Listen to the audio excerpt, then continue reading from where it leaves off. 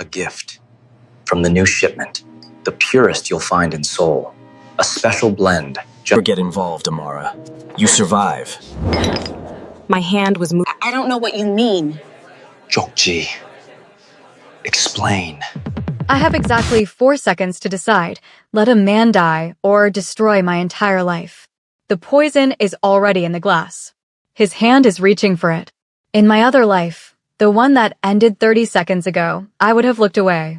My father taught me that. Look away, survive, repeat. But my father's been dead for 10 years, and looking away is what got him killed. So I write 5 words on a napkin and slide it across the bar. I don't know it yet, but those 5 words just made me the property of the Korean underworld's most feared crime lord. And the manhunt for whoever wants him dead? It starts now. Real quick, if you're loving this vibe already, do me a solid and subscribe right now. It helps more people find these stories, and honestly, the YouTube algorithm loves you for it. Also, drop a comment and tell me, would you have written that note, or would you have looked away? Okay, let's jump in. The first thing you notice about Club Hwansang after midnight isn't the music, but the silence woven through it. The bass was expected, a physical force that climbed up through the soles of your feet and settled in your chest like a second heartbeat. The crystalline laughter of women whose handbags cost more than my semester tuition, the clink of bottles that required a sommelier's approval to open, the low pulse of conversations in a language I had spent 3 years perfecting. That was the surface. But underneath, in the gaps between the 401 cocktails and the designer smiles, was a different kind of quiet. The silence of power. Of money that didn't need to announce itself. Of secrets exchanged in the angle of a head, the pressure of a handshake, the deliberate choice of where to sit. I moved through it all like a ghost in a uniform. Crisp white shirt, black vest that pinched at the shoulders, a name tag that said Amara in both English and Korean. For 3 years, this velvet-wrapped pressure cooker in the heart of Gangnam had been my life. I poured Macallan 25 for men who called each other Hyungnim while their eyes calculated the cost of violence. I served Dom Perignon to women whose smiles were surgical precision, as cold and sharp as the diamonds dripping from their throats. I was invisible. And in Seoul, for a black woman, that invisibility was the only currency that kept me safe. You learn things when people think you can't understand them. You learn that the businessman in the corner booth isn't discussing semiconductors, but shipment routes. You learn that the politician's wife knows exactly what her husband does in the private rooms upstairs, and she's negotiating her own exit strategy with his rival. You learn to read the room not by what's said, but by what isn't. Tonight, the silence felt different. Heavier. It started the moment he walked in. They didn't announce him. They didn't have to. The crowd didn't part so much as recede, a human tide pulling back from a reef that could tear them apart. Kang Minho. The Viper. I didn't need the hushed Korean whispers to know who he was. Everyone in Seoul knew. His shadow stretched from the boardrooms of legitimate chaebol corporations to the blood-stained back alleys of Itaewon. Tonight that shadow had fallen across my bar. He was taller than I expected, built with the kind of immovable grace that came from a childhood of martial arts and adulthood of absolute authority. Dark hair perfectly styled, touched with premature silver at the temples. A suit that cost more than my entire year's rent, cut so precisely it looked like a second skin. But it was his eyes that stopped my breath. A dark, penetrating brown that scanned the room not with interest, but with ownership, cataloging threats and assets with the efficiency of a machine. And for one terrible, frozen second, they landed on me.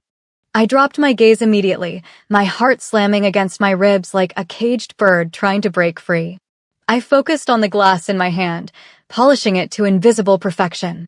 Don't look up. Don't make eye contact. Be the furniture. Be the wallpaper. Be nothing. His entourage settled into the reserved VIP section. A constellation of dark suits and watchful eyes, each man radiating barely contained violence. But Minho didn't sit. He detached himself from the pack and walked toward the bar. Toward my station. Each footfall on the polished marble was a countdown. The space around me emptied as other patrons suddenly discovered urgent reasons to be elsewhere. I was ground zero, and everyone knew it. Whiskey, he said in Korean, his voice a low rumble that bypassed my ears and resonated somewhere in my chest. It was precise, controlled, utterly devoid of warmth. Hibiki 30, if you have it. Neat. I nodded, not trusting my voice. My hands moved on autopilot, reaching for the iconic bottle on the top shelf. My fingers, usually so steady after years of this work, trembled slightly. I could feel his gaze on my back, a physical weight pressing between my shoulder blades. As I poured the amber liquid into a crystal tumbler, a man materialized on the stool next to Minho. He was younger, maybe early 30s, with slicked hair and the kind of nervous energy that came from trying too hard. Park. A junior executive from one of Minho's legitimate fronts. I'd never liked him. His smile never reached his eyes, and he tipped in crumpled bills like he was doing me a favor. Kong Sijangnam, Park said, his voice too loud, too eager. What an honor. Please let me. Before I could react, Park reached across the bar and took the glass I'd just poured. He set it in front of Minho with a flourish that made my stomach drop. Then, with a movement so quick I almost missed it, he produced a small glass vial from his jacket pocket. No label. No markings. A gift, Park said, his voice dropping to a stage whisper clearly meant for me to overhear. From the new shipment. The purest you'll find in Seoul. A special blend, just for you, Sijangnam. He unscrewed the tiny cap and tipped a single clear drop into the whiskey. It vanished without a trace, like it had never existed. My breath caught in my throat. Every instinct I possessed, every lesson learned in a childhood spent in the shadows of my father's import-export business in Lagos, every warning delivered in his voice before a business deal went wrong and left him in a morgue, screamed in unison. This was wrong. This was a hit. Park's posture was too eager, his pupils too dilated even in the dim club lighting. The way he'd intercepted my pour, the secretive vial, the performance of intimacy. I'd seen this exact play before. Different country, different players, same script. Same ending. Minho stared at the glass. His expression was unreadable, carved from stone. He reached for it, his fingers elegant and precise. Time didn't slow down. It shattered. My father's face flashed behind my eyes. His voice, a desperate echo from a blood-soaked memory I'd spent a decade trying to outrun. Don't ever get involved, Amara. You see something, you look the other way. You survive. But looking the other way was how we'd ended up at his funeral. My hand was moving before my brain could authorize it. I grabbed a cocktail napkin, the pen I kept in my vest pocket feeling like a weapon. In quick, shaking Korean characters, I scrawled 5 words. The ink felt like blood. Don't drink it. Leave now. I slid the napkin across the polished wood. It came to rest directly beside his untouched glass, impossible to miss. I didn't look at him.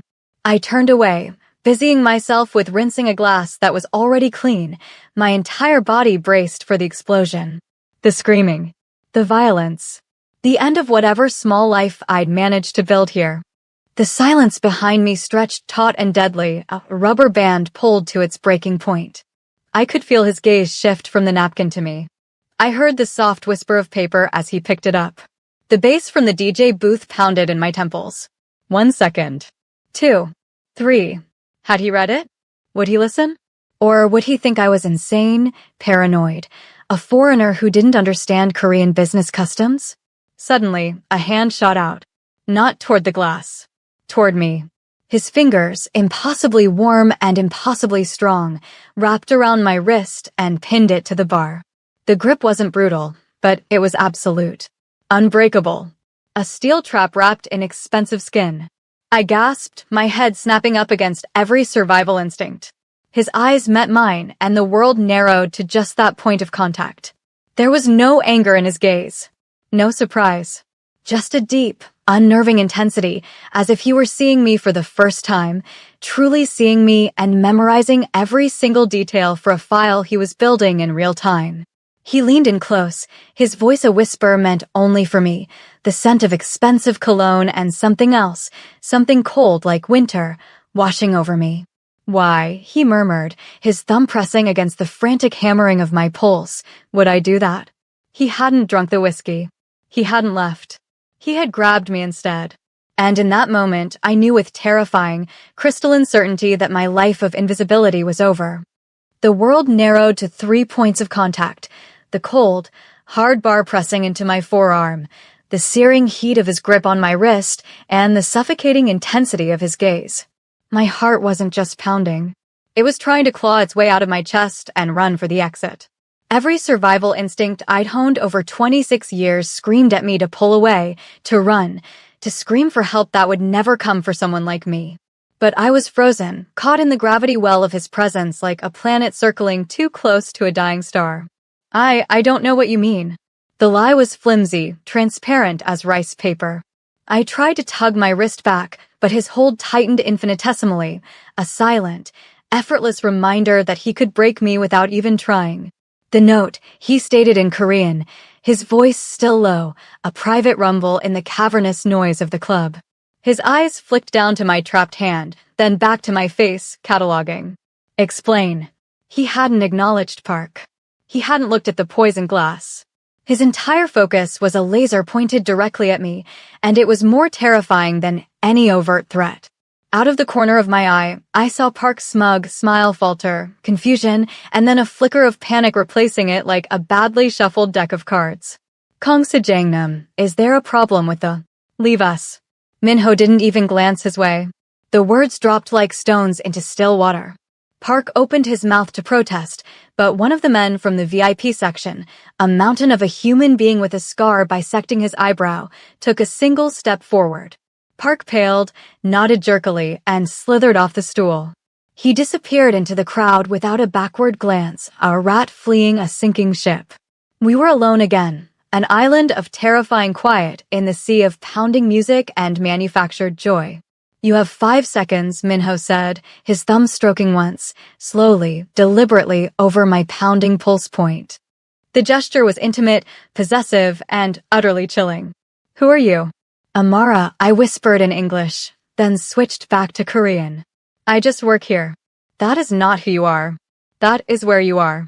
He leaned closer, and I could see the fine lines at the corners of his eyes, the absolute control that held his fury in check.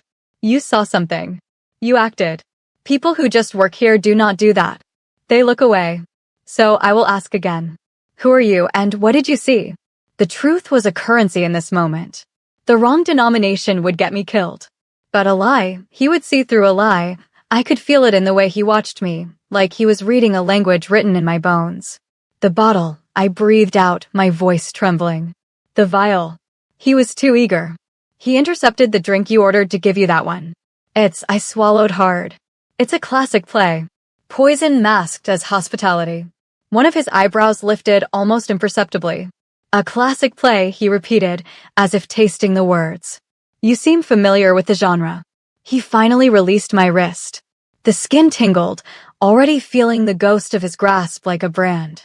I instinctively cradled it with my other hand, my fingers brushing over the warmth he'd left behind. He didn't move away. He watched me, a predator assessing strange new prey. We need to leave, I said, finding a sliver of courage from somewhere deep. If he realizes it didn't work, if he panics. If he realizes it didn't work, he will panic, Minho interrupted, his logic cold and brutal. Panic makes people stupid. Stupid people make mistakes. Mistakes make them easy to find. He picked up the napkin I'd written on, folded it neatly with one hand, and tucked it into his inner suit pocket. The gesture felt strangely final, like a contract being sealed in blood I hadn't yet spilled. You're coming with me. It wasn't a question. It was gravity. It was a decree handed down from on high. I can't. My shift isn't. Your shift, he interrupted, his tone leaving no room for negotiation, is over. Permanently. You do not work here anymore. He stood, a tower of dark, immovable authority. Get your things. Now. The finality in his voice permitted no argument. My mind raced, stumbling over itself. My bag was in the staff locker room.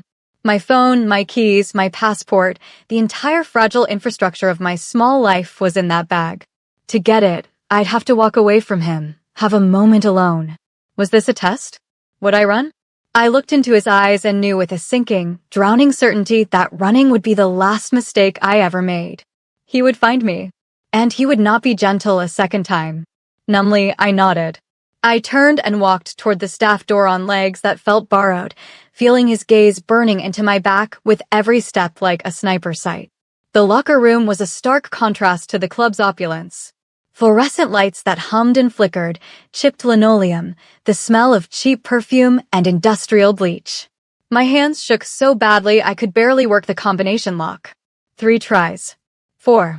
Seo Yun, another bartender, was changing out of her heels. You look like you've seen a ghost. A hysterical laugh bubbled in my throat, threatening to become a scream. I felt like I'd become one. I'm fine, I lied in Korean. Just not feeling well. Leaving early. Wait, what? What did Kong Minho want? Everyone saw him grab you. Her eyes were wide with a mixture of fear and morbid curiosity, the same look people got watching traffic accidents. Nothing. A misunderstanding.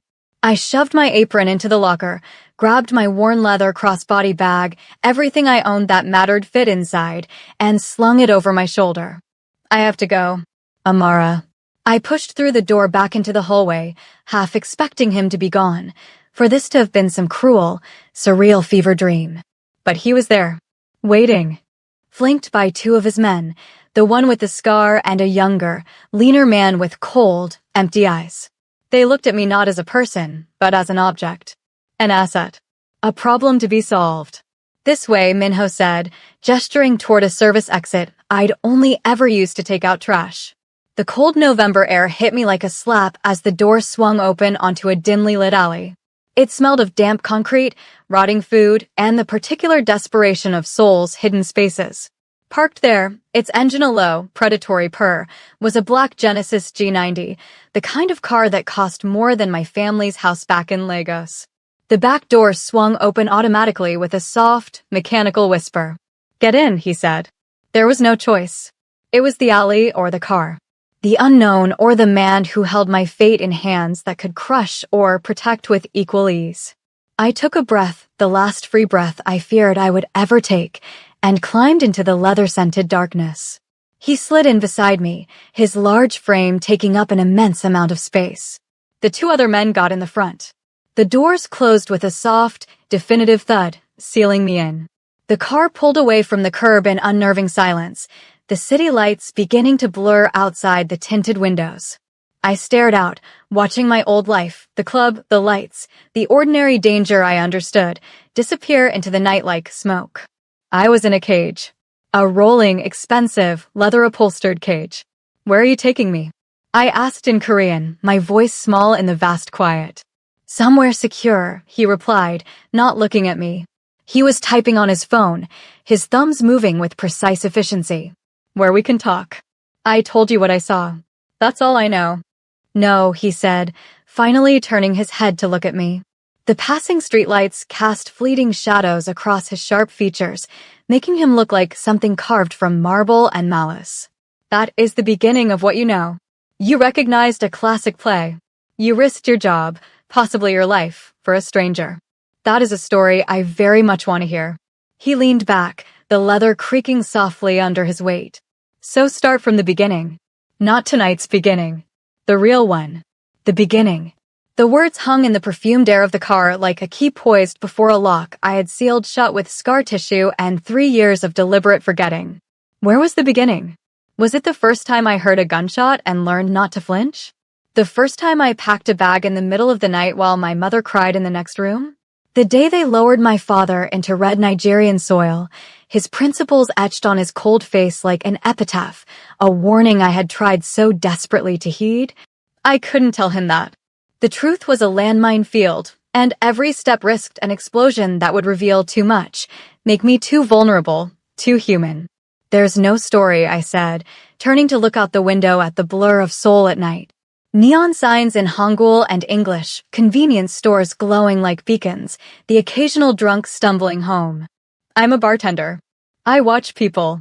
It's my job to know when someone's lying, when they're nervous, when they're about to do something stupid. Park was all 3. I could feel his gaze on my profile, dissecting me like I was a specimen under glass. He is not mine, Minho said, a simple, chilling correction. And you are not just a bartender. You have the eyes of someone who has seen the wolf before and knows better than to look away. The metaphor, coming from a man they called the Viper, sent a fresh shiver down my spine. He was too perceptive. I had to give him something. A piece of truth sharp enough to be believable, but small enough not to gut me. I kept my eyes on the passing city. My father was an import-export. He had business partners. I grew up around men who smiled with their mouths, but not their eyes. I learned to read the tells. The handshake that's too firm because it's meant to intimidate. The joke that isn't a joke. The way someone offers a drink they didn't order themselves. I chanced a glance at him. His expression was unreadable, but he was listening. Truly listening, the way a detective listens to a witness. Park's hands were shaking. His pupils were too dilated for the lighting. He was performing, but badly. The vial from his pocket was a prop in a play he'd rehearsed, but didn't quite believe in. It was. I trailed off, letting him draw his own conclusions. Let him think my father was a low-level criminal, a two-bit hustler.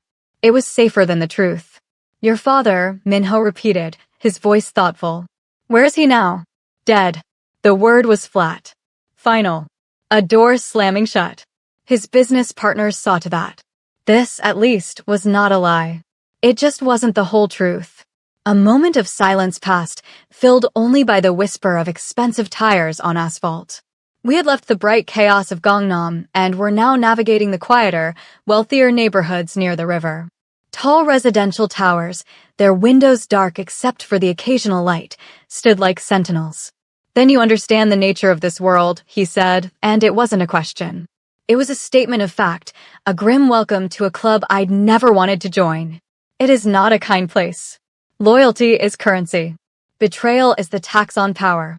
He fell silent again, and I dared to hope the interrogation was over. The car pulled into a private underground garage, the security gate sliding shut behind us with a sound of finality that made my stomach drop. The garage was pristine, polished concrete floors, soft lighting, a small fleet of vehicles that represented more wealth than I would see in 10 lifetimes. This wasn't a home. This was a fortress. The scarred man, I heard Minho call him Director Han, got out first, scanning the area with professional efficiency before opening our door. The younger one stayed close, his hand resting near his waist where I was absolutely certain a weapon was concealed. We entered a private elevator that required both a key card and a fingerprint scan. It ascended smoothly, and my ears popped. When the doors opened, my breath caught.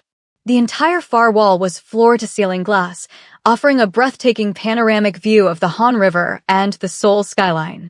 The city sprawled below us like a circuit board, glittering and alive. The interior was all cool minimalism, polished concrete floors, low-slung leather furniture in shades of black and gray, stark white walls adorned with a few pieces of modern art that probably cost more than my university tuition. It was powerful, masculine, and utterly soulless. It fit him perfectly. You will stay here tonight, Minho said, shrugging off his suit jacket and draping it over the back of a chair with casual grace. He moved to a bar cart and poured 2 fingers of amber liquid into a crystal glass. He didn't offer me one. Director Han will remain outside. Do not attempt to leave. The command was absolute. He was treating me like a prisoner. But a prisoner housed in a penthouse that belonged in a design magazine. You can't keep me here, I said, a spark of defiance igniting despite my fear. Despite the bone-deep exhaustion that was starting to creep in. He took a slow sip of his drink, his dark eyes pinning me over the rim of the glass like a butterfly to a board. I can, he said simply. And I am. You interfered in a matter you do not yet understand. That action made you part of it. Until I know who Park was working for and what they intended, you are a material witness. And a potential target. A target. The word was a stone in my stomach, cold and heavy. They saw you. They saw you speak to me. They saw me take you. He let that hang in the air, a noose slowly tightening. If they are competent, and I believe they are, they will already know your name. Your address. Where you study. My apartment. My tiny, cramped, but mine apartment in Hongdae with its flimsy lock and paper-thin walls. My university. The library where I studied. The convenience store where I bought ramen at 2 a.m. None of it was safe anymore. The reality crashed down on me like a building collapse. I was untethered. Jobless. Homeless. Trapped in the penthouse of a crime lord whose life I'd saved and who now owned me in ways I was only beginning to understand. This is insane, I whispered, wrapping my arms around myself. I was just trying to do the right thing. The right thing, he repeated, and something that might have been amusement flickered in his eyes. A dangerous habit. He finished his drink and set the glass down with a soft click. There is a guest room down the hall, second door on the right. It has everything you need. We will continue this in the morning. And then he turned and walked away, disappearing into what I assumed was the master suite, leaving me standing alone in the vast, silent, beautiful room, the glittering city spread below me like a promise or a threat. I found the guest room. It was like something from a luxury hotel, king-sized bed with impossibly soft linens, an ensuite bathroom with heated floors and a rainfall shower, a walk-in closet empty except for a plush white robe. It was impersonal.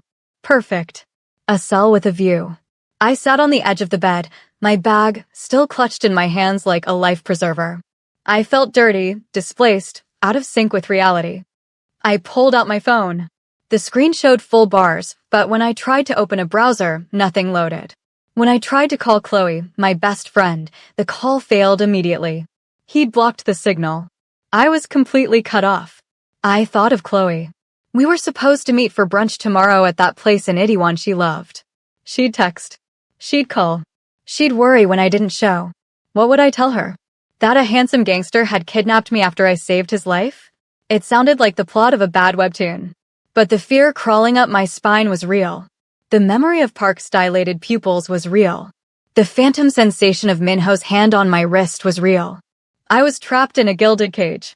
And the Viper was right outside the door. I didn't sleep.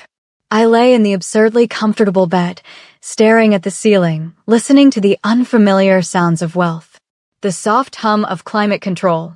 The nearly imperceptible whir of what was probably a security system. Every creak was a potential threat.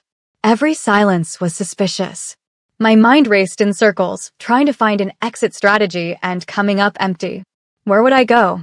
I had maybe 200,000 won in my bank account, maxed out credit cards I'd used for textbooks, and a student visa that didn't allow me to work more than 20 hours a week, a rule I'd been breaking for 3 years. I was, for all intents and purposes, already his. The sky was beginning to lighten, that particular pre-dawn gray that made Seoul look almost soft when I heard a soft knock on my door. I jolted upright, my heart in my throat. Yes! The door opened. It was Assistant Kim, a woman I hadn't been introduced to but whose presence I'd felt like a cold draft. She was perhaps in her 40s, dressed in an impeccable charcoal pantsuit, her hair pulled back in a severe bun. She held a stack of folded clothing. Kong Sejangnam thought you might want a change of clothes, she said in crisp, formal Korean. Her voice was professional, neutral, giving nothing away. She placed them on a chair just inside the door, dark jeans, a soft cashmere sweater, and undergarments, all in exactly my size. Breakfast will be ready in 30 minutes, she added, and left, closing the door behind her with a soft click.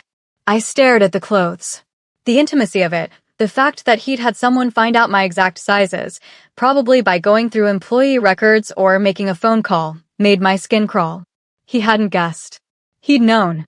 When I emerged, showered and dressed in clothes that felt like a uniform I hadn't chosen, I found Minho at the dining table, reading something on a tablet. Morning light streamed through the massive windows, and in it, he looked different. Still dangerous, still imposing, but more real. The sharp lines of his face were softer in natural light. He changed into dark slacks and a black sweater, and somehow the casual clothing made him seem more dangerous, not less. Sit, he said, gesturing to the chair across from him. A spread of food covered the table, traditional Korean breakfast, Western options, fresh fruit, and a carafe of coffee that smelled like heaven. My stomach churned. I sat, pouring coffee just to have something to do with my hands. We have located Park, he said without preamble. I froze, the carafe hovering over my cup. He was found in his apartment 2 hours ago. Minho's voice was neutral, a doctor delivering a terminal diagnosis. An apparent suicide. The words were ice water in my veins. I set the carafe down, my hand shaking. Suicide, I repeated numbly. That is what the evidence suggests, Minho said, his tone flat. But evidence can be curated. You don't believe it. I don't deal in beliefs. I deal in facts. He took a sip of his own coffee. The fact is, the man who tried to poison me is dead before I could question him. That is not a coincidence. It is a cleanup. He looked at me directly, and I saw something new in his eyes. Not just calculation, but a kind of grim respect. Which means whoever hired him is thorough, professional, and still out there. He paused. Which means you are still in danger. And your value to me has just increased. My value. The words tasted like ash. You are the only living person who witnessed the attempt, he stated, his logic as clean as a surgeon's scalpel. You saw Park's behavior. You might remember something else. A detail you've overlooked.